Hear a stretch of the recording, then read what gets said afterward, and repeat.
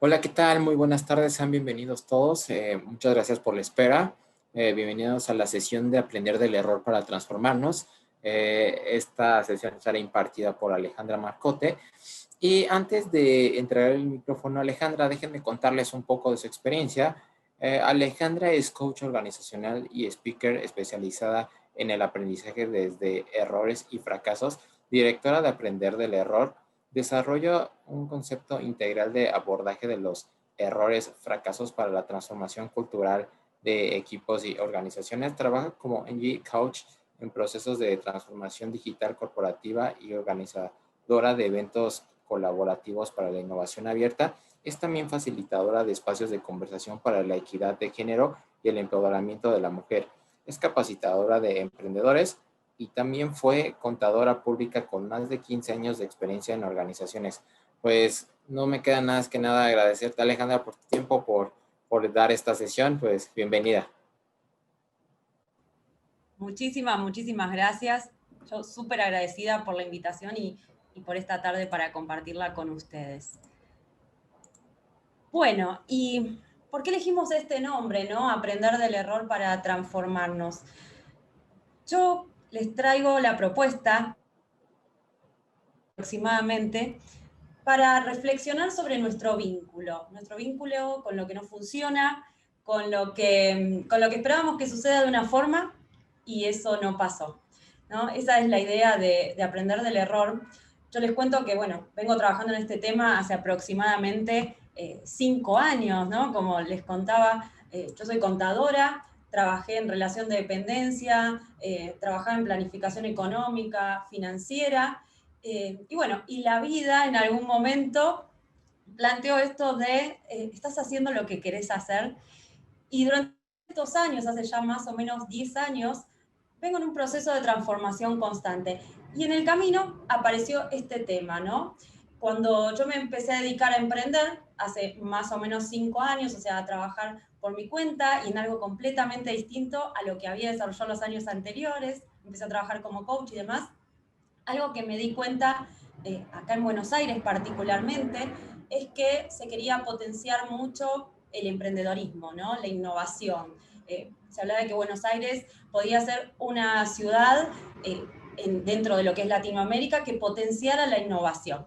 Pero claro, yo iba a los eventos de emprendedores, a un montón de espacios en donde se conversaba y la mayoría de la gente lo que contaba era historias de éxito, gente a la que parecía que le iba fantástico, pero la realidad es que las estadísticas dicen que la mayoría de los emprendimientos, de alguna forma podríamos decir que fracasan o que en el tiempo no llegan a hacer el emprendimiento que quería hacer, ¿no? Las estadísticas hablan de que 1 de cada 10 emprendimientos se mantiene en pie y muy cercano a la idea original a los 5 años. Entonces ahí empecé a preguntar, bueno, ¿y qué pasa con todas estas historias contando? Y además de que no nos enteramos de esas historias, no podemos trabajar sobre los aprendizajes, ¿no? Porque hay un montón de cosas que suceden en el medio cuando uno está desarrollando un proyecto, que bueno, si yo no las cuento y solamente cuento cuando me va bien, bueno, entonces hay un montón de información que nos estamos perdiendo en el camino. Y es así que en ese momento, hace ya más o menos 5 años, empecé a organizar unos eventos en donde las personas venían a contarnos sus historias de emprendimientos fallidos, podríamos decirlo fracasos, y ahora vamos a entrar en ese término. Y después, con el tiempo, ya me empecé a dedicar a, bueno, no solamente escuchemos, sino empecemos a reflexionar sobre nuestra propia relación con este tema. ¿Cómo nos vinculamos con las cosas que no funcionan? Eso es un poco la propuesta de hoy por la tarde. Entonces, antes que nada, lo que me gustaría traer es, ¿de qué hablamos cuando hablamos de fracaso, falla, error? Particularmente, fracaso es una palabra que por lo menos en Latinoamérica, en gran parte de Latinoamérica, tiene un peso como pesado, negativo, ¿no? Por eso muchas veces me van a escuchar hablar de las cosas que no funcionan, ¿no? Lo suelo reemplazar así. Porque de alguna forma es eso, ¿no? El fracaso tiene que ver con que nosotros pensábamos, queríamos, tal vez no lo tenemos tan claro, pero había una cierta expectativa y esa expectativa no se cumple. Y eso tiene que ver con el fracaso, que hay una expectativa que no se cumple. que totalmente subjetiva, ¿no? Por supuesto, porque lo que para mí puede ser un fracaso, para otra persona puede no serlo. Entonces, eso es muy interesante de ver, ¿no? Es muy difícil que yo pueda juzgar de alguna forma si lo del otro fue un fracaso o no, en términos de que yo tengo mis propias medidas y el otro tiene su propia medida. Entonces, eso es un punto para empezar a tenerlo en cuenta. Ahora después también tenemos esta idea de los errores, ¿no? Probablemente a lo largo de la charla lo vamos a hablar como algo un poco más junto, pero sí yo les quería compartir una idea. Hay una distinción tal vez básica. Cuando hablamos en general de errores, digamos, en su definición más conceptual tiene que ver con que hay algo que sabemos cómo se hace, que sabemos cómo es, y no lo estamos haciendo así, ¿no? Imagínense, por ejemplo, quizás aquí haya personas que trabajan en empresas, ¿no? O mismo todos hemos hecho pruebas en el colegio, en la escuela, exámenes, en donde sabemos que hay una respuesta correcta, sabemos que hay un proceso para hacer algo. Por ejemplo, si yo estoy en una fábrica y tengo que embolsar algo, y bueno, lo tengo que embolsar con este paso y este paso. Lo conozco, lo sé, no debería generar nada diferente, pero sin embargo, puede ser que cometa un error, puede ser que lo haga de forma diferente, ¿sí? Y esto, por supuesto, que puede tener un montón de causas, ¿no? Puede ser que uno esté distraído, puede ser que no haya llegado con la suficiente capacitación al lugar, que de repente esté muy sobreexigido, ¿no? Tenía que embolsar digamos, una cosa por hora y de repente me empiezan a llegar trabajo y necesito embolsar 5 por hora, ¿no? Y fíjense, piensen en las oficinas cuántas veces pasa con cualquiera de estas actividades, con cargar una factura, con hacer algo. Bueno, en general a eso es a lo que le llamamos más conceptualmente error. Hay una forma conocida, el entorno es simple, no me trae un desafío adicional y sin embargo, bueno, yo quizás me corro de ese camino. Entonces, qué interesante entender esto y entender también que tiene muchas causas. Por eso, en general, cuando en las organizaciones de repente se dice, bueno, esta persona cometió un error, la cambio de lugar o hago esto, es una solución muy simple, ¿no? A veces nos olvidamos o no nos damos cuenta de poder mirar esa situación más sistémicamente. ¿Cómo llegamos a eso, no? Y después, ¿qué podemos hacer, por supuesto? ¿Qué podemos hacer para mejorarlo? Y otra cosa que tiene que ver mucho con el tiempo en el que estamos, ¿no? Un tiempo de cambio constante, tiene que ver con lo que podemos decir falla de experimentación. Si nosotros estamos buscando hacer algo nuevo, no tenemos un manual, no tenemos, como dijimos antes, las prácticas ya definidas. Entonces, estamos experimentando, necesitamos experimentar y vamos a profundizar en esto, ¿no? Yo necesito hacer algo nuevo, experimento y quizás no tengo el resultado que yo esperaba, pero ese resultado que yo obtengo es súper valioso, más allá de que no es el que a mí me encantaría y que mi ego estaría feliz de que sea ese, ¿no? Pero bueno, si me dice, no es para allá, está bueno escucharlo, porque si no yo estoy gastando mucho tiempo y muchos recursos en ir hacia un lugar que no me llevaría, como decimos a veces en Argentina, a buen puerto, que no me lleva a construir lo que necesito. Y esto lo observo un montón, por ejemplo, en emprendedores, ¿no? Que están desarrollando algo, prueban a ver si eso se vende, por ejemplo, y no, quizás la devolución que obtienen, el feedback que obtienen, no es el que les gustaría, pero siguen insistiendo, ¿no? Porque cuesta como decir, no, está bien, este resultado negativo a mí me sirve un montón y no es negativo al fin y al cabo, no es el que me gustaría, pero me da información para decir, bueno, entonces mi energía la pongo para otro lado. Entonces, fíjense, es interesante empezar a tener al menos esta distinción muy básica, después podríamos abrir todo esto, ¿no? Pero es una distinción muy básica que está bueno empezar a tener, porque cuando yo estoy en una situación nueva y empiezo a decir, no, me equivoqué, debería haberlo sabido, ¿cómo no lo supe? ¿Cómo puede ser, no? Y uno se empieza a castigar. Bueno, espera, ¿en qué situación estabas?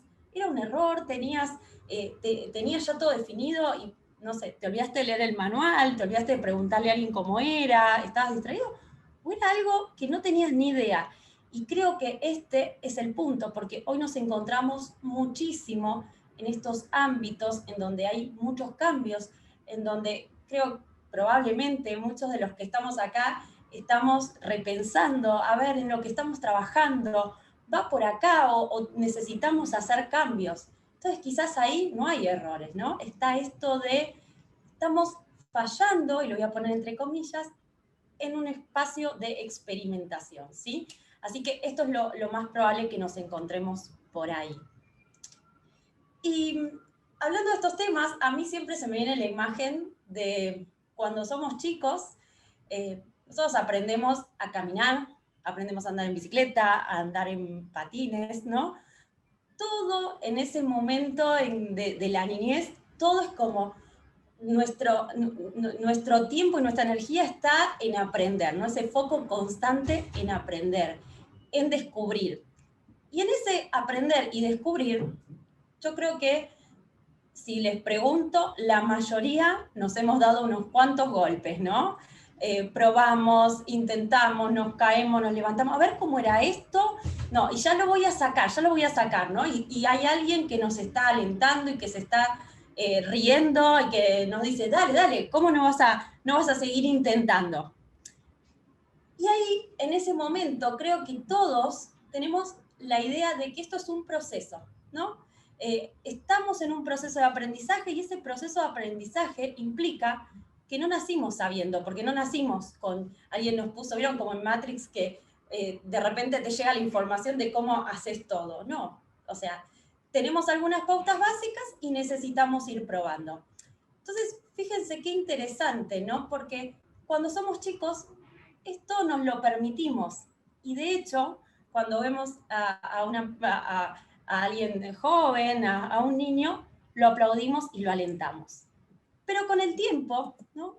Nosotros como que nos olvidamos de eso. Entonces empezamos a crecer y si las cosas no salen como nosotros esperábamos, de repente empezamos a decirnos que, bueno, que somos un fracaso.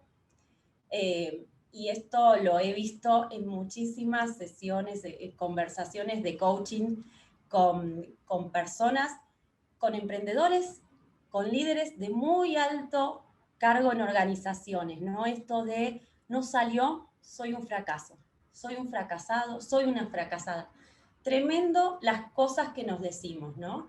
Y de alguna forma son las etiquetas que nos ponemos. Yo siempre digo, ¿qué etiqueta te estás poniendo en esta situación? Porque lo interesante es que si nosotros nos decimos que somos un fracaso, que somos un desastre, en realidad lo que nosotros nos decimos define cuál es nuestro rango de acción, ¿no? Define qué cosas nos vamos a animar a hacer y qué cosas no nos vamos a animar a hacer, ¿no? Y entonces yo acá en esta reflexión los invito y las invito a preguntarse qué se dicen a ustedes mismos cuando hay algo que no sale, cuando hay algo que no funciona, ¿sí? Y además, ¿qué le dicen a otros? ¿Qué dicen de otros? ¿No? Cuando hay en la empresa, en la organización, alguien que un proyecto no funcionó, ¿qué le dicen a esa persona? ¿Qué dicen de esa persona? Yo creo que esta es la primera reflexión y sobre todo, ¿qué nos decimos a nosotros? Porque la mayor parte del tiempo nosotros conversamos con nosotros mismos. Y ¿saben qué dicen los estudios? Que la mayoría de esas conversaciones tienden a ser negativas. En general no estamos por la vida diciéndonos, qué maravilloso, qué maravillosa soy, cuánto estoy aprendiendo, soy un aprendiz constante. No nos ponemos esas etiquetas, tendemos a ponernos estas que nos limitan, porque si yo pienso que yo como persona soy un fracaso, ¿cuánto más nuevo voy a intentar? ¿Cuánto voy a contarles a otros lo que me está pasando? ¿Cuánta ayuda me voy a animar a pedir, ¿no? Entonces, esta invitación es, ¿qué me estoy diciendo y qué etiquetas me estoy poniendo? Que en este camino de coachar a líderes, yo me preguntaba cómo puede ser justamente que aparezca tanto este pensamiento, ¿no? Esto que las personas directamente me digan, yo soy un fracaso. Y ahí empecé a buscar un poco de bibliografía, a ver por dónde iban estas creencias. Y me encontré con una teoría que probablemente algunas de ustedes conozcan, que tiene que ver con Carol Dweck cuando habla de la mentalidad, de crecimiento y la mentalidad fija. Y lo que es interesante es que ella comienza su libro, hay una charla TED que la pueden buscar, pero ella comienza su libro diciendo, bueno, ¿cómo puede ser que haya personas que cuando les va mal, eso las potencian, ¿no? Lo encuentran como un desafío, porque probablemente ella se frustraba o se ponía mal, que es lo que nos pasa a muchos, ¿no? Entonces, ahí empezó a delinear esta teoría, en donde dice, bueno, es probable que algunos desarrollemos con el tiempo una mentalidad que llamamos fija y algunos una mentalidad de crecimiento. Y cuando hablo de mentalidad, tomémoslo como un conjunto de creencias, ¿no? Entonces, si nosotros creemos que somos o no somos de una determinada forma, quiere decir que nacemos con tal talento natural o no. Yo soy buen dibujante, buen cocinero, buena maratonista. Bueno, eso me abre posibilidades. Y si yo digo, yo no soy buena en esto o no soy bueno en esto, entonces eso me cierra totalmente las posibilidades. Y por el otro lado, yo puedo decir, bueno, pero siempre puedo aprender, ¿no? Yo puedo venir con un determinado talento, todos tenemos algo en lo que probablemente nos destaquemos, pero cualquiera de las otras cosas que no es así, yo igual las puedo mejorar un montón. Así como también mi talento natural lo puedo de alguna forma regar y eso puede crecer mucho más. Entonces, fíjense qué interesante cómo juega ahí el concepto del error y del fracaso, porque si yo creo que soy de una determinada forma y me va mal, no logro lo que creía, bueno, entonces el fracaso, el error, de alguna forma dice, ah, pero vos creías que eras inteligente, pero te fue mal, así que no sos. Y eso, cuando uno tiene estas creencias de que somos o no somos, lo que hace es que yo no voy a querer que nadie se entere de que me fue mal. Ahora, si yo empiezo a creer que yo siempre puedo aprender, bueno, entonces ahí, cuando me equivoco, cuando algo no funciona, yo digo, esperá, acá tengo una posibilidad de hacer algo diferente. Acá tengo la posibilidad de hacer otra cosa, de ver cómo puedo aprender de esto, ¿sí? Entonces fíjense cómo empieza a jugar de un lado y del otro, porque cuando yo creo que soy de una determinada forma, lo que voy a intentar siempre es proteger mi imagen. Mientras que por el otro lado, si yo creo que siempre puedo aprender, voy a tomar todas las devoluciones, todo el feedback que me den, porque digo, a ver, espera, ¿cómo puedo mejorar? ¿Cómo puedo hacerlo distinto? Si no me fue bien, ¿qué otro camino puedo tomar? ¿No? En cambio, del otro lado, digo, si no me fue bien, mejor guardo y que nadie se entere, ¿no? Y algo más interesante, en esta teoría lo que se observa mucho es el valor del esfuerzo, el valor de la perseverancia. Y por eso yo les traía lo de los procesos, ¿no? Si yo creo que soy de una forma o no soy, entonces no tiene mucho sentido esto de estar esforzándome o de perseverar en algo. Pero si yo creo que siempre puedo aprender, ahí todo lo que tiene que ver con el esfuerzo y la perseverancia cobra un valor enorme. Fíjense, por ejemplo, los futbolistas de alto rendimiento, cualquier deportista de alto rendimiento, uno suele decir, qué talentoso que es, qué talentosa que es. Pero muchas veces nos olvidamos de todo el esfuerzo que hay detrás, porque esas personas pueden tener muchísimo talento natural, pero si no estuvieran todos los días entrenando para llegar ahí, no lo harían, ¿sí? Entonces, la pregunta que les invito a hacerse siempre es, ¿con qué se comprometen ustedes, no? ¿Con qué en cada situación, por ejemplo, están en una clase, y creo que muchas veces nos pasa que un profesor, una profesora pregunta algo y uno dice, ay, yo no voy a contestar, porque a ver si quedó mal, ¿no? O en una reunión en una empresa. Bueno, entonces empezar a pensar, ¿con qué estoy comprometido en este momento? ¿Con mi imagen entonces mejor no opino, mejor no pregunto, mejor no digo que me equivoqué, o estoy comprometido con mi aprendizaje. Y entonces quizás ahí levante la mano, quizás comparta. Y acá, por supuesto, que esto todo puesto en un marco de en qué organización uno está, pero yo creo que lo principal es empezar a registrarse uno. Después vemos cómo manejar el contexto, ¿sí? Y algo más importante, hay una palabrita que es maravillosa, que es el todavía, o el aún, que también se usa mucho en la programación neurolingüística. Y esto es que para darnos la idea de proceso, para darnos la idea de que siempre podemos aprender, en vez de decir, no, esto no funcionó, esto me equivoqué, entonces en vez de decir esto no funcionó, yo puedo decir esto no funcionó todavía, o yo no sé tal cosa, entonces puedo decir yo no lo sé todavía, ¿sí? Entonces eso nos recuerda siempre la idea de proceso y de que podemos ser aprendices constantes, no aprendices toda la vida, que es una palabra que a mí me encanta. Y hablando de aprendices, algo que siempre me preguntan es, pero ¿por qué tanto problema con los errores y con las fallas y con los fracasos? Yo digo, bueno, recordemos que creo que muchos, por lo menos de los que tenemos cierta edad, en la escuela, en el sistema educativo, hemos tenido esto de la Cruz Roja, ¿no? No supiste responder algo, está mal, y tachado, y una Cruz Roja, entonces es incorrecto. Y bueno, eso, de alguna forma, nos marca, y esto lo traigo también porque creo que siempre hay algo que podemos cambiar también para con los más jóvenes, ¿no? Si hay docentes, probablemente, para con los más jóvenes creo que hay cosas que podemos empezar a cambiar, ¿no? Esta idea de que está bien o está mal. Y si está mal, bueno, muchas veces creo que hemos pasado hasta vergüenza en alguna clase, cuando decimos, no, esto me dio otro resultado, ¿no? Y en vez de intentar ver, a ver, ¿cómo es que te dio ese otro resultado? ¿Qué hiciste? Pero no con un ¿qué hiciste como acusatorio? Sino, ¿qué hiciste? Mostrame, a ver cómo fue que lo pensaste, de qué otra forma lo podemos pensar, ¿no?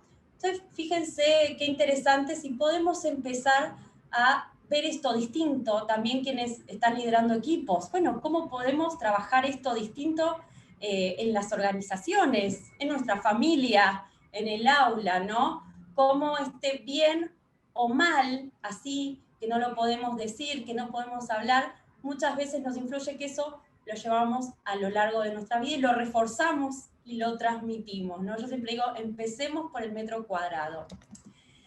Y puse acá un burro porque, bueno, cuando yo era chica, en la escuela, cuando decíamos no sé, además, yo la verdad es que no sé, no entendí, no sé bien cómo es esto, nos decían orejas de burro le van a crecer, ¿no? Y era como pasar mucha vergüenza. Y yo digo, si nosotros queremos aprender de las situaciones, queremos aprender de todo eso que no funciona, que no sale bien, lo primero que necesitamos tener es una actitud de aprendiz. Necesitamos revalorizar la idea del aprendizaje. Y para aprender, yo no puedo ser un sabelotodo, porque si sé todo no tengo nada que aprender. Entonces, para ser aprendiz, lo que necesitamos es revalorizar la idea del no sé. No sé, no es como un, bueno, no sé, no me importan. No, es un no sé y quiero aprender, pero no sé, porque imagínense el mundo hoy, la cantidad de información que tiene, la cantidad de disciplinas que tiene, ¿cómo podemos saber todo, no? Entonces, la valoración, la revalorización de alguien que genuinamente dice no sé, es súper importante en este sentido, ¿no? Y yo digo, también qué es lo que premiamos y qué es lo que castigamos. Yo recuerdo mucho en la escuela, quizás alguien estudiaba muchísimo y no le iba tan bien, pero había otra persona que no estudiaba tanto, pero era muy hábil copiándose, por ejemplo, ¿no? Y esa persona en general era aplaudida, ¿no? Porque era preferible quizás copiarse, pero no decir no sé, ¿no? Entonces, ¿cuánto lugar damos al no sé en nuestra vida, nosotros, cuánto lugar damos al no sé, en nuestros equipos de trabajo, en nuestros alumnos, ¿no? En nuestro día a día. Y bueno, acá aparece el miedo, porque creo que en este tema, si tuviéramos una hora más, creo que el resto sería hablar de emociones, ¿no? Porque cuando hablamos de errores, de fallas, de fracasos, empieza a aparecer toda la gama de emociones de las que no solemos hablar, ¿no? Aparece el enojo, aparece la tristeza, la frustración, la vergüenza, la culpa, todas. Sobre todo todas las que tienen una prensa no muy buena, ¿no? Y traje el miedo porque creo que es una que aparece como fundamental, ¿no? Cuando yo digo, ¿con qué relacionás el error, el fracaso? Aparece el miedo a la pérdida de dinero, de vínculos, ¿no? De un puesto de trabajo, bueno, aparece el miedo. Entonces, lo primero que quería compartir es, ¿qué es el miedo? Porque el miedo es una emoción, y las emociones, por lo menos de mi interpretación, no son ni buenas ni malas, ¿no? Son emociones. Y como tal, lo que hacen es traernos un mensaje. Son como un tablero, ¿vieron el tablero que tiene el auto? Uno va manejando por la ruta y de repente se prende una luz. Y uno que dice, bueno, o paro, a ver qué pasa, reviso, puede ser que encuentre algo, puede ser que no, que esté fallando el tablero, pero esa luz es un indicador, ¿no? Yo puedo optar por taparle, no la miro, no la miro, no la miro, pero puede ser que se me funda el motor del auto. Entonces, algo así son las emociones, ¿no? Es esa luz que nos dice, espera, algo está pasando y te vengo a traer un mensaje, te vengo a decir algo, después vos revisalo, ¿no? Y podríamos decir esto del miedo, entonces. El miedo es una emoción que nos viene a decir que creemos que podemos perder algo que es valioso para nosotros. Podría ser, como les decía, un trabajo, dinero, vínculos, lo que sea, porque eso depende de lo que es para cada uno. Pero además, lo que dice el miedo es que tenemos la percepción interna de que quizás no tenemos los recursos para sobrellevar esa situación, para atravesarla, ¿no? Por eso siempre una de las preguntas más interesantes es si esto es posible que pase, bueno, ¿cómo te podrías vos preparar, no? Porque el miedo de alguna forma nos trae una invitación a prepararnos para esa situación, a ver cómo podemos hacer para atravesarla, para minimizarla, ¿no? Pero para esto, lo que yo les decía, ¿no? Vamos manejando, si yo tapo esa luz, no me voy a enterar. Entonces, quizás no pase nada, quizás choque, quizás se me funda el motor. Por eso yo siempre digo que el miedo no es el problema. El problema probablemente sea no mirarlo, sea no darnos cuenta que está ahí. Lo que hace es traernos una información y decirnos, espera, a ver, ¿qué está pasando acá? ¿Qué tenés miedo a perder? ¿Cómo podemos prepararnos para esa situación, ¿no? Y lo traigo porque el miedo en general nos damos cuenta que está ahí porque queremos huir o porque nos paralizamos, ¿no? Y qué importante en este tiempo, ¿no? Que quizás necesitamos hacer algo nuevo y no lo vamos a hacer, o sea, estoy paralizada, porque mirá si sale mal, yo no lo podría soportar, nos paraliza. Entonces, qué interesante empezar a interactuar con nuestras emociones en ese sentido. Y hablando de paralizarnos, y hablando de estos tiempos, algo muy relacionado, que es un tema que a mí me encanta, yo siempre digo, creo que toda la vida he sido tremendamente perfeccionista, hasta que en algún momento de mi vida me di cuenta que eso era una mochila enorme, ¿no? Y empecé a investigar un montón sobre el tema. De hecho, en LinkedIn, en mi blog, tengo mucho escrito. Y acá durante muchos años, cuando hablábamos de perfeccionismo, el perfeccionismo se lo veía como una virtud. Bueno, pero yo soy perfeccionista, entonces no soy mediocre. Ese tipo de cosas he escuchado mucho en mis talleres. Y lo interesante cuando hablamos de perfeccionismo es empezar a ver que muchas veces el perfeccionismo, no estoy hablando de la excelencia, estoy hablando de buscar la perfección. Y cuando uno busca quizás algo que es un ideal, porque la perfección probablemente nunca la alcancemos, en general lo que empezamos a ver es el vaso medio vacío, ¿no? Es eso que falta. Es quizás a nosotros mismos, yo siempre cuento mi ejemplo, desde chica estudiaba muchísimo y quizás en mi casa no me decían nada si yo traía una nota que no era un 10, era un 8, pero yo no me lo permitía, ¿no? Y era, ¿cómo puede ser que no haya sabido tal cosa?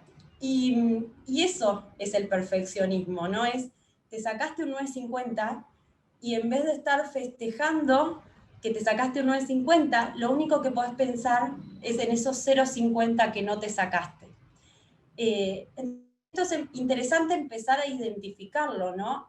¿Hasta qué punto este pensamiento y esto de detectar siempre lo que falta? Porque acá está el punto. Si yo solamente detecto lo que falta, si yo me estoy como autocastigando porque no alcanzo la perfección, entonces, bueno, eso puede empezar a ser un tema interesante para trabajar, ¿no? ¿Cuáles son mis expectativas de perfección para conmigo, para con mis hijos, para con mis alumnos, para con mi equipo de trabajo, ¿no? Yo siempre trabajo mucho en organizaciones y hay jefes que un equipo hace algo y antes de decir, qué bueno, felicitaciones, ya está diciendo, pero ¿cómo no hiciste tal cosa? ¿Cómo ahí no salió tal otra? Siempre eso y no permitirse disfrutar de alguna forma, celebrar lo que sí sale y después seguimos trabajando en la mejora para que salga el resto, ¿no? Entonces, es interesante trabajar el tema de la perfección.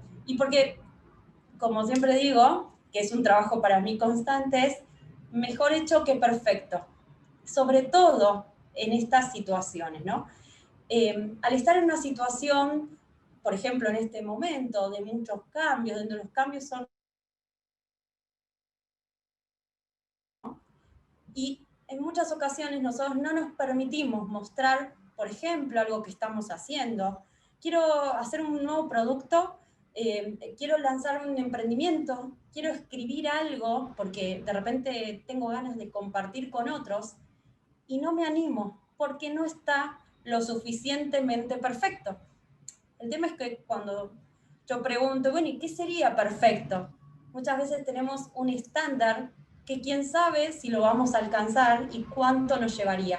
Y nos perdemos entonces la posibilidad de recibir una opinión al respecto, de ver si algo funciona o no funciona, y si no funciona, como yo les decía antes, entonces podría ser algo distinto o modificar algo, ¿no? Me pierdo cuando estoy tan obsesionada con la perfección, me pierdo la posibilidad de aprender de otros en el camino, ¿no? De aprender de esa información. Entonces, esta frase, mejor hecho que perfecto, es interesante para reflexionarla. Y acá hay uno de los temas que más me gusta, porque está muy relacionado, y es el síndrome del impostor. Justo la semana pasada saqué un artículo sobre esto, porque también con esto de no me animo a que no funcione, no me animo a fallar, y a esa idea de perfección, aparece este síndrome, que no es una enfermedad, se llama síndrome, pero es un conjunto de creencias que tenemos muchas personas, y en general más las mujeres, y tiene que ver con que nos sentimos un fraude, ¿no? Seguro me llamaron a esta charla, pero seguro que se equivocaron, seguro que tenían que llamar a otra persona. Ya se van a dar cuenta que no era yo quien tenía que estar acá, ¿no?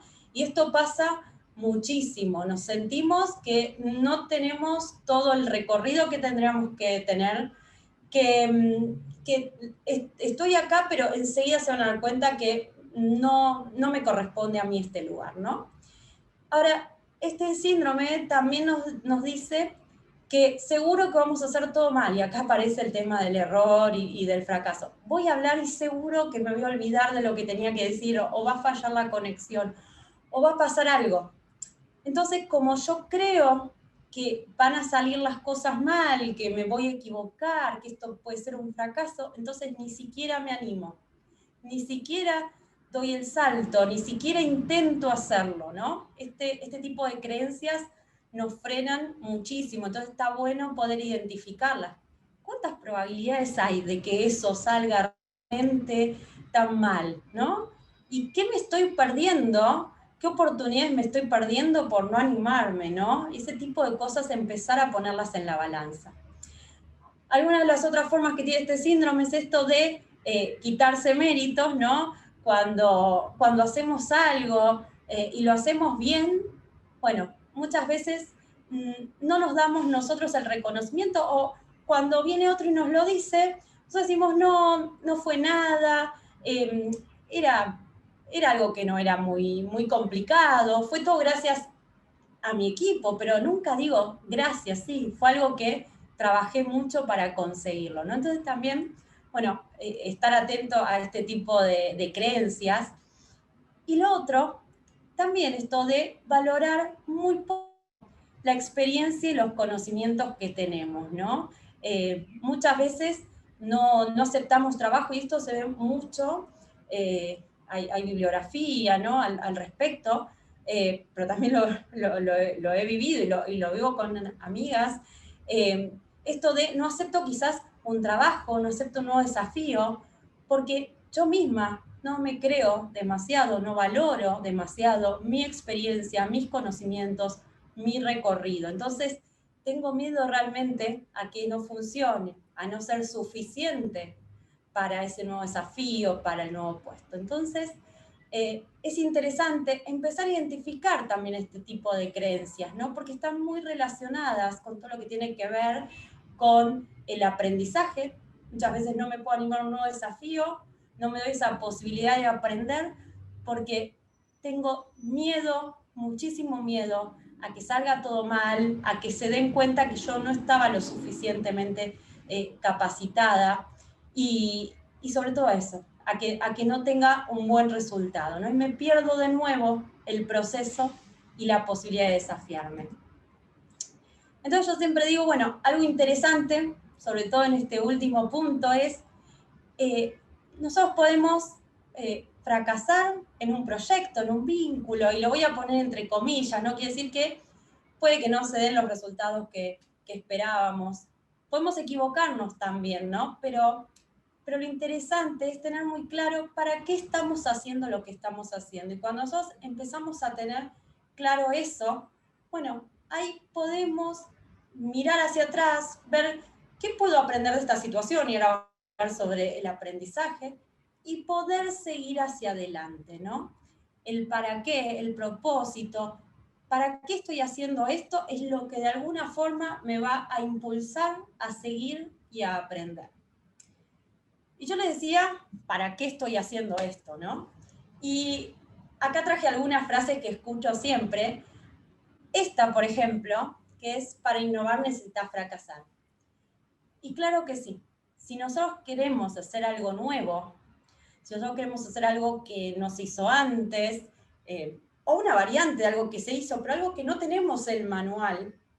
Es más, ¿no? Yo siempre digo, no tenemos el manual de la pandemia, así que ni siquiera sabemos quizás cómo transitar la pandemia. Hemos visto la cantidad de desafíos que se han planteado en estos meses, ¿no? Las personas no sabían cómo era trabajar, podían saber cómo trabajar desde casa, pero no quizás con los chicos sin ir a la escuela, o cómo estar solo en la casa, pero no poder salir a hacer deportes, a ver a sus amigos, ¿no? Hubo que encontrar nuevas formas. Entonces, para encontrar nuevas formas, para encontrar nuevos productos, para diseñar nuevos servicios, para transformar, por ejemplo, la propia carrera, es muy probable que haya fallas, que no era por ahí, era por el otro lado. Entonces, decir o pensar, bueno, yo voy a llegar del punto A al punto B sin ningún traspié, podría ser casi una ilusión. Entonces, empezar a pensar en esto, sí, voy a hacer algo distinto, y en el camino, y algún tropiezo voy a tener, ¿no? Empezar a amigarse con esta idea, porque no tenemos ni el manual de la pandemia, ni el manual para hacer algo que nunca se hizo, ¿no? Hay una frase de Jeff Bezos, el fundador de Amazon, que es bastante extensa, pero se resume en algo así como: la gran mayoría de las empresas quieren el resultado, quieren el fruto de las grandes innovaciones, pero no están dispuestos a pagar el costo de los fracasos que hay en ese camino, ¿no? Y creo que por eso necesitamos empezar a amigarnos con esta idea de que es parte del proceso. No es ni más ni menos que eso, ¿no? Ahora también he escuchado algunas veces, bueno, si estás errando o si estás fracasando es porque estás innovando, ¿no? Y esto sería un poquito como la anterior, pero al revés. Pero yo acá no estoy ya de acuerdo, ¿no? Porque puede ser que nosotros estemos teniendo estas fallas, que estemos yendo por distintos caminos, pero eso no necesariamente se da porque estemos innovando, ¿no? Sino que puede ser que estemos haciendo siempre lo mismo, pero lo estamos haciendo, acuérdense cuando yo les decía, alguien que tiene que embolsar siempre, y quizás no está innovando, pero está teniendo errores, ¿no? Está teniendo errores porque quizás por desatención, por falta de capacitación, por otras cosas. Entonces, esta frase, por lo menos para mí, ya no es tan cierta, sino que necesitamos innovar, si necesitamos innovar, vamos a fracasar, ¿no? Pero puede ser que si nos estamos equivocando y no estemos innovando, puede ser que sencillamente no estemos aprendiendo lo suficiente de lo que estamos haciendo, ¿no? Y de los errores se aprende, y yo siempre digo, se aprende, pero no es que sea, o sea, me equivoco y aprendo. No, puedo cometer un error, puedo cometer una falla, pero para aprender de eso necesito hacer un ejercicio consciente. Necesito empezar a mirarme, necesito empezar a mirar la situación y hacer un ejercicio para que eso suceda, ¿no? Entonces la pregunta es, ¿cuántas veces nos damos ese espacio? ¿Cuántas veces damos en un equipo de trabajo el espacio a esa conversación, ¿sí? Y ahora lo vamos a ver, sin culpas, sino que miremos qué pasó, vamos a entenderlo y vamos a aprender algo de eso. Y eso es un poco el ejercicio consciente. Y yo les traje algunas ideas, son solo algunas porque es bastante más amplio, pero sobre todo creo que depende mucho también de cada uno de nosotros. Necesitamos empezar a entender también cómo aprendemos nosotros, ¿no? Ahora, para poder aprender de una situación que no funcionó, lo primero que tenemos que hacer es aceptarla, porque en general nos quedamos muchísimo tiempo no en la aceptación, sino en la negación, ¿no? Como esto no puede ser, a mí esto no me puede estar pasando, o sinceramente es como que no la vemos, ¿no? Como ni la miramos, o la ponemos abajo de la alfombra. Eso también pasa mucho en las organizaciones, entonces todos hacemos como que no pasó nada. Mientras eso suceda, no podemos abrir la conversación sobre eso. Con nosotros mismos no podemos abrirla y no podemos abrirla con otros. Entonces, lo primero y fundamental es aceptar que eso pasó. Aceptar que eso que yo no quería que pase, pasó, ¿sí? Y ese para mí es sin duda el primer paso. El segundo paso creo que es tomar responsabilidad por eso, porque estamos súper acostumbrados a echarnos la culpa, sobre todo a echarle la culpa a otros, al clima, al tránsito, a la economía, ¿no? Yo siempre digo, bueno, ¿y qué querés en este país? No se pueden hacer negocios. Era obvio que iba a ir mal, ¿no? Entonces empezamos a tirar culpas para todos lados. Yo he estado en algunas reuniones en donde se va a hablar de algo que no funciona y la pregunta es, ¿y esto quién lo hizo? ¿Y quién tiene la culpa de esto? Pero ¿a quién le vamos a...? Es esta búsqueda constante y claramente nadie dice nada, mejor si no nos miran, ¿no? De hecho, me gusta traer muchos ejemplos de chicos, pero digo, cuando somos chicos, por ejemplo, cuando yo he visto situaciones en donde un nene, una nena, se golpea contra una mesa, por ejemplo, contra una pared, y el papá o la mamá le dicen mal a la mesa, ¿no? Como la mesa tiene la culpa de que te golpees. Y de ahí en adelante, todo el tiempo, cuando las cosas que no quisiéramos que pasen, pasan, tratamos de buscar la culpa en otros. Entonces, lo interesante es empezar a responsabilizarnos, ¿no? ¿Y cómo empezamos a responsabilizarnos preguntándonos qué tenemos que ver nosotros en esta situación. Y acá hago una salvedad. Esto no es ni para castigarnos, ¿no? No nos vamos a autoflagelar, no es la idea. Pero si nosotros estamos siempre fuera de la situación, nosotros no podemos ver qué tenemos para mejorar nosotros, ¿no? Como ahí puse la frase, si nosotros no somos parte del problema, y lo voy a poner entre comillas, ¿no? Pero si nosotros no somos parte de esa situación, no podemos ser parte de la solución tampoco. Siempre que la culpa está afuera, yo no tengo nada que ver, así que yo no tengo nada que ver de mí.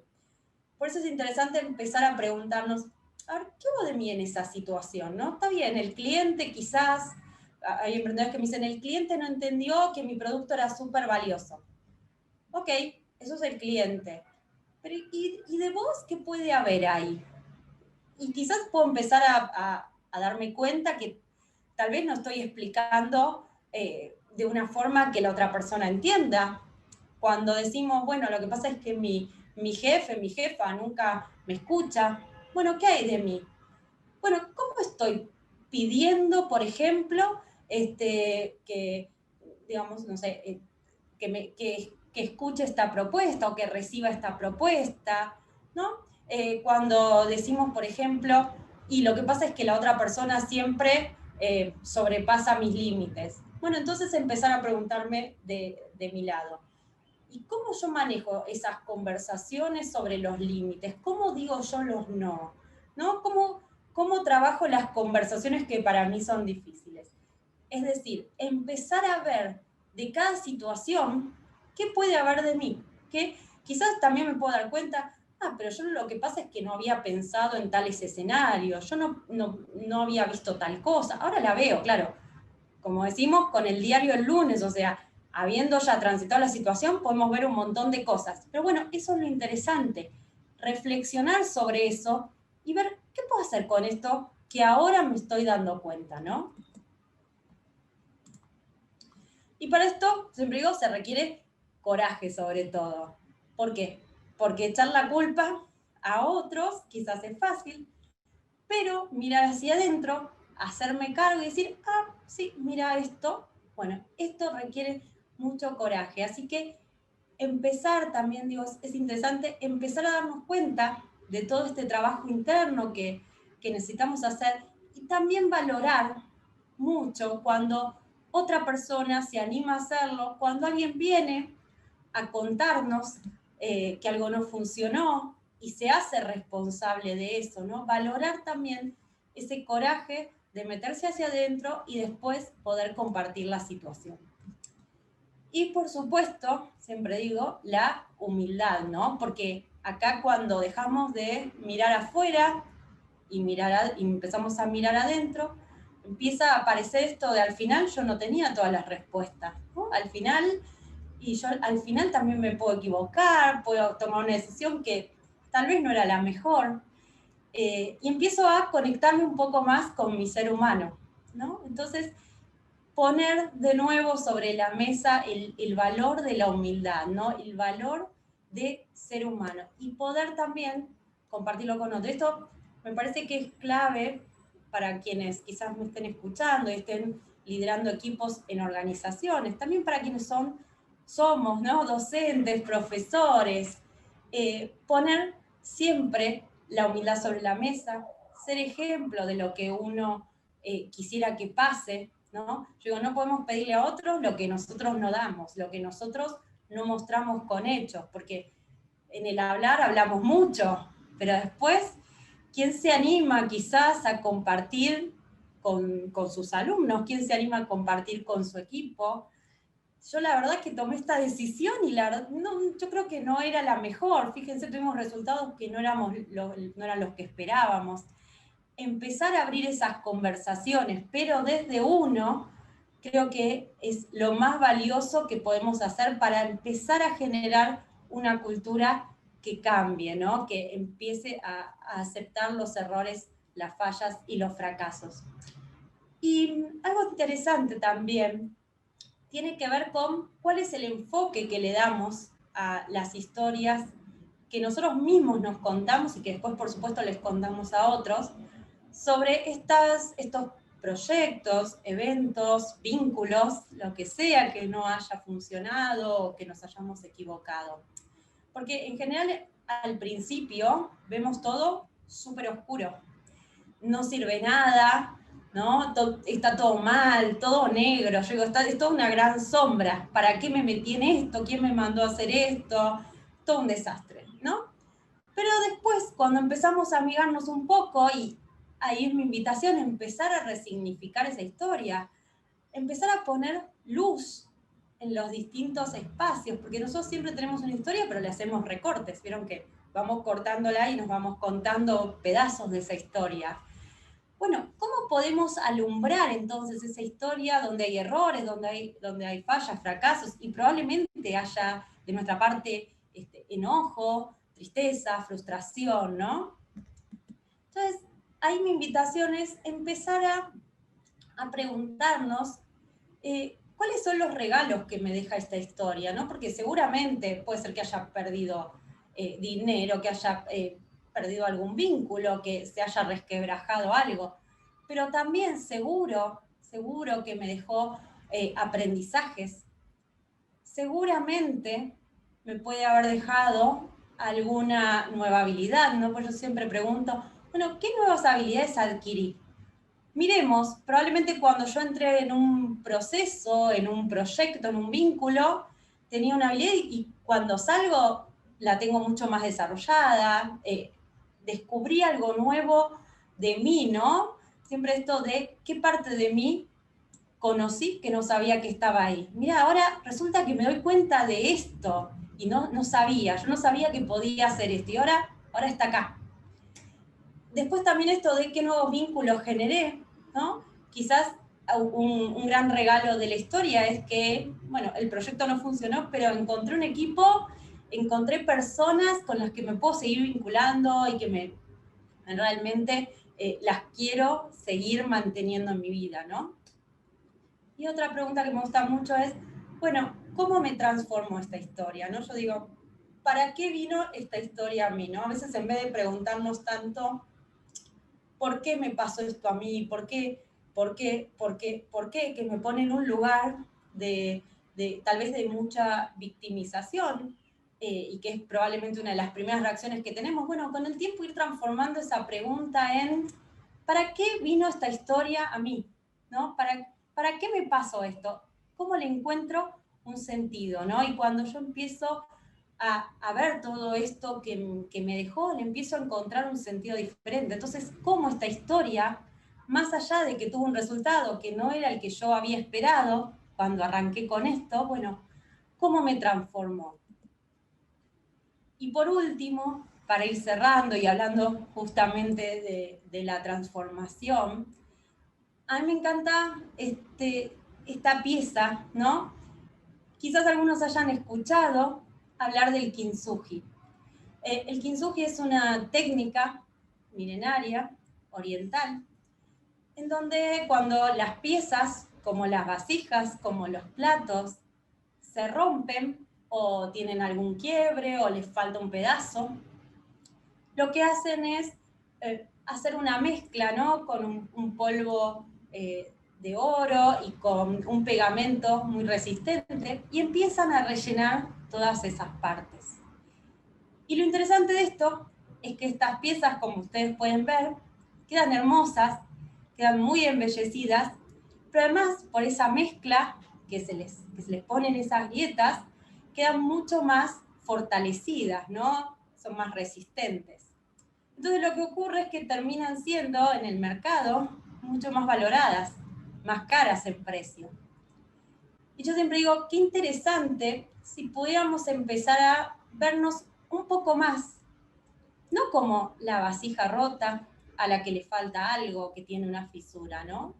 Sino como esto, como esta pieza que cuando tiene algún quiebre, cuando tiene ahí alguna roturita, tiene ahora ese espacio bien cubierto, reluciente, y que además es mucho más resistente, porque además sabe que puede salir, ¿no? De esa situación de rotura, de fractura, y que puede salir sobre todo mucho más fortalecido o fortalecida. Así que muchísimas gracias por este espacio, muchísimas gracias por haberse quedado escuchando y ahora quedo a disposición para cualquier pregunta. Muchas gracias, Alejandra. Realmente fue una sesión muy increíble el poder conocer cómo a través de lo que alguien ve como puede ser un fracaso, puede ser algo muy positivo para el futuro. Realmente muy interesante. Y claro, y hay demasiadas preguntas. Voy a comenzar con la primera, que es de Elena Cáceres, y ella pregunta: ¿qué hay del éxito y el fracaso o del estímulo y respuesta? Si quiere aclararme algo más, bienvenido, pero yo creo que éxito y fracaso son, digamos, nombres que le ponemos a las experiencias en función de si se acercan al resultado que queríamos o no.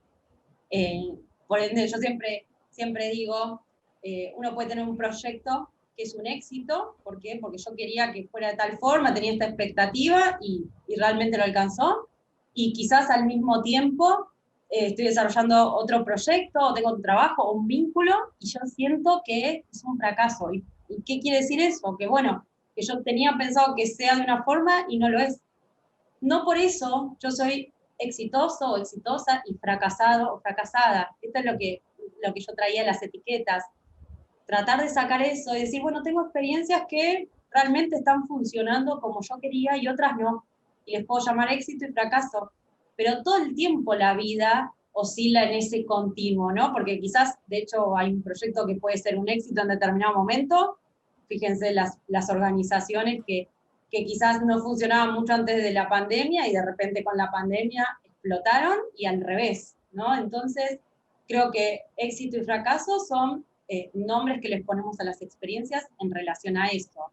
Ok, No, ok, perfecto. Pues mira, aquí hay una más. Comentan: ¿qué pasa cuando somos muy perfeccionistas y el resto del equipo no lo es? qué interesante. Bueno, yo creo que primero uno, cuando uno tiene alguna expectativa de resultados, mira, lo que pasa cuando somos muy perfeccionistas es que tenemos casi que un ideal, ¿no? De ciertos resultados, o sea, que puede tener que ver con el ritmo de trabajo, con el resultado del producto, con lo que sea. Entonces, creo que por un lado podemos tratar de transmitir a otros cuáles son nuestras expectativas, porque a veces creemos que todo el mundo va a tener las mismas expectativas de resultados que nosotros, y eso es lo primero que estaría bueno entender que no es así. Entonces, ser lo más claro o más claras posibles en ese sentido. Y también, si somos muy perfeccionistas, eh, poder pensar, a ver, ¿cuál es esta expectativa y cuál es esta vara con la que yo le estoy pidiendo algo al otro, ¿no? ¿Qué tantas posibilidades hay en ese sentido o no? Y creo que un trabajo interesante, que a veces quienes quizás tenemos esto más del perfeccionismo no hacemos, es el mirar un poco más el vaso lleno, todo lo que hicimos, y también agradecérselo al otro, porque si no, la búsqueda de la perfección hace que nosotros no podamos ver lo que se logró, y siempre es como traemos lo que no se alcanzó, lo que no se logró, lo que falta. Y eso tal vez para otras personas puede ser bastante desgastante o desmotivante, ¿no? Pueden no entender por qué este ritmo. Y también a veces algo que puede pasar es que quizás por esta idea de perfección, a veces ni siquiera sabemos mucho delegar. ¿Por qué? Porque creemos como, bueno, los otros no lo van a hacer tan perfectos que como lo hagamos nosotros, y eso también puede devenir en una carga o en un reproche para con los otros que no tiene que ver con ellos. Lo necesitamos trabajar nosotros. Cuando yo digo nosotros, quizás quienes tenemos un poco esta idea de perfección en la cabeza. Entonces siempre creo que lo primero es el trabajo con uno y el conocerse uno, sobre todo cuando está liderando. Perfecto, perfecto. Pues mira, aquí hay una pregunta que salió del chat al inicio, que era de Lucía Molina, y nos pregunta si ¿Se podría repetir el nombre del autor y del libro? Creo que menciona que se llama Tell Talk, que mencionaste al inicio. Carol Dweck, ahí lo estoy escribiendo en el chat, así les queda. Ok, perfecto. Bueno, ahí para que surgiera esa duda. Mira, esta va enfocada de Gabriela Bustamante. Dice, hablando en el ámbito educativo, ¿qué sugerencias brindas a docentes para mejorar en su centro de trabajo? Para mejorar Para mejorar en su centro de trabajo. Yo creo que es interesante en este sentido, creo que es clave, ¿no? El trabajo de los docentes. Vieron que yo traía mucho esto de está bien o está mal. Hace un tiempo di un taller para personas del secundario, del colegio secundario, o sea, podríamos decir, para quien está en otros países, no sé si se llama igual, de 15 a 17, 18 años, ¿no? Y estaba muy marcado esto de está mal, es un error, no respondiste esto y está mal. Y lo que yo compartía es, bueno, primero poder compartir con los alumnos, con las personas, esta idea de una cosa es si vos tenés que repetir, tenés que poner el año en que, no sé, se firmó la independencia, y es algo que es una fecha que está, que ya sabemos, y es algo que estás repitiendo. Entonces, bueno, sí, está bien o está mal, no hay quizás muchas opciones, lo recordaste bien o lo recordaste mal, pero que eso es algo muy diferente, por ejemplo, de lo que yo traía como cuando queremos innovar, y ahí estamos probando, no tenemos respuestas correctas. Entonces, yo no podría aplicar el mismo concepto quizás de está bien o está mal, porque la persona después no se anima a intentar. Entonces, primero, conceptualmente, esto de los errores, de las fallas, de los fracasos, tratar de conversarlo, de abrir la conversación en un aula, en una clase, con los alumnos, es interesante, ¿no? Como primera medida. Y después también, cuando yo traje esto de mentalidad de crecimiento de Carol Dweck, lo que me preguntaban de la charla TED, también, ¿no? Como poder siempre darle a la persona la mirada de que se puede aprender, no es está mal, hay una cruz roja, y entonces no puedes aprender, sino eso que hiciste y que quizás no tiene el resultado esperado, bueno, que la persona incentivarla al alumno a que pueda mirarlo, a que reflexione, a ver qué puede sacar de eso, quizás acompañarlo en ese sentido. Yo a veces digo, por ejemplo, en una clase de matemáticas, yo les decía que soy contadora, eh, y yo creo que terminé volcándome mucho a los números, porque a mí en algún momento en quinto grado, o sea, cuando tenía más o menos 10 años, me había ido muy mal en un examen. Y creo que fue la única vez que me había ido muy mal. Y era como, no lo podía soportar. Entonces me empecé y hacía ejercicio, hacía ejercicio, y realmente empezó a ir muy, muy bien. Fíjense que después terminé estudiando ciencias económicas y me siguió yendo muy bien. Pero sin embargo, algo que yo recuerdo y que me costaba mucho es que cuando quizás uno hacía un ejercicio y no daba el mismo resultado que el profesor estaba diciendo en adelante, quizás no estaba el tiempo de, bueno, a ver, revisemos. ¿Por qué te dio esto? ¿Qué podrías haber hecho distinto? ¿No? Sino que era, ¿está bien o está mal? Y cuando nosotros cerramos la conversación sobre el está mal, y listo, bueno, y además la persona, muchas veces la persona siente vergüenza porque siente que hay algo que está mal en él o en ella, el alumno siente que está algo mal en él. Entonces, quizás traer esta idea de que es parte del proceso, de que necesitamos mirarlo, de que, a ver, ¿qué hicimos? ¿No? Quizás hasta ese ejercicio que está mal, si lo pudiéramos poner en el pizarrón y pudiéramos entre todos ver y a ver por qué está mal y qué se podría hacer distinto, ¿no? Sin algo de avergonzar, sino al contrario, algo para construir, ¿no?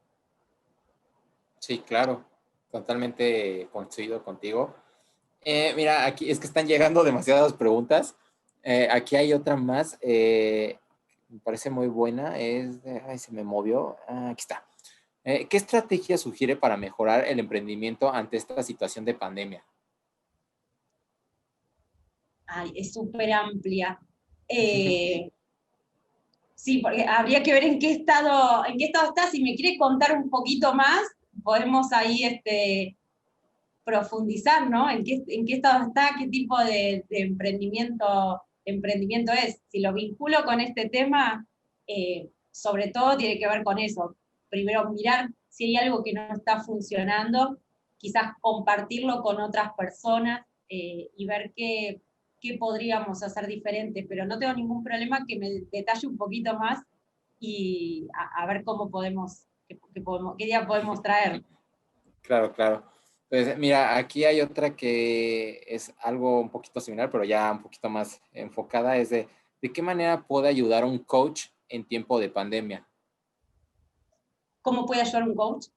Ajá. Eh, bueno, yo creo que un coach, yo trabajo como coach y nosotros sobre todo, creo que por lo menos distinto cuando uno está en el rol de capacitador, porque cuando está en un espacio de coaching, lo que uno es acompaña el proceso para que la persona pueda ver distintas oportunidades para llegar a lo que quiere llegar, ¿no?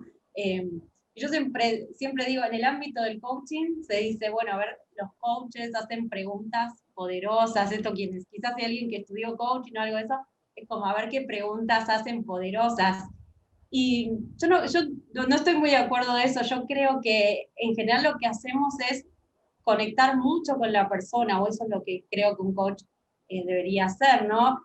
Conectar mucho con la persona, con lo que quiere lograr y acompañarla, o sea, hacer preguntas que la persona reflexione. A mí como coach, quizás no es que me cuente todo a mí, sino que la pregunta que yo hago, lo que le permita a la persona, lo que ayuda a la persona es a abrir la cabeza, a mirar la situación desde otro lugar. O sea, ¿qué pasaría si? ¿Qué pasaría si? ¿No? Como empezar a ver desde distintos ámbitos lo que se está planteando y poder acompañarla quizás a que desbloquee ciertas barreras, ciertas creencias, ¿no? Y que se permita quizás intentar cosas diferentes a las que se venía planteando, ¿no? Después, eso, digamos, es como quizás más genéricamente. Después hay coaches de distinto tipo que tienen distinto enfoque, ¿no?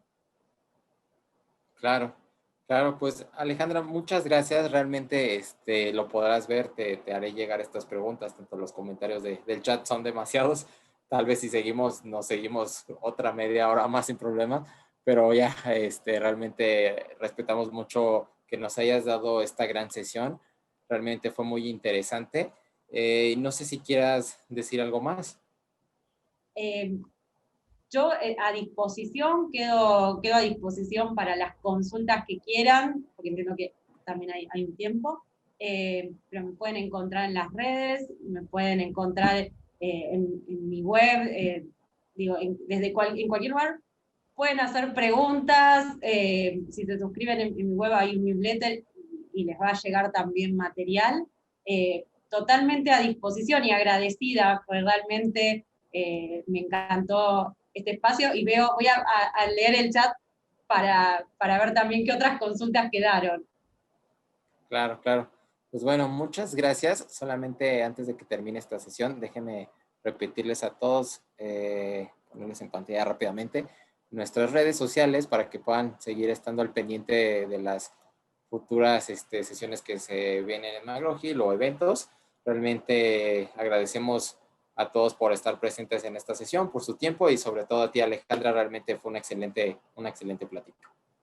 Muchísimas gracias a todos y la invitación es esto, sobre todo creo que vos me preguntabas en este tiempo, ¿no? En un tiempo de tantos cambios, creo que lo que nos dimos cuenta es que no teníamos el control sobre nada, teníamos la ilusión de que controlábamos mucho y nos dimos cuenta que no. Y creo que eso nos puede traer la reflexión de conocernos sobre todo más a nosotros mismos, porque tenemos un montón de recursos de nosotros que no conocemos, que no sabemos cómo ponerlos en marcha.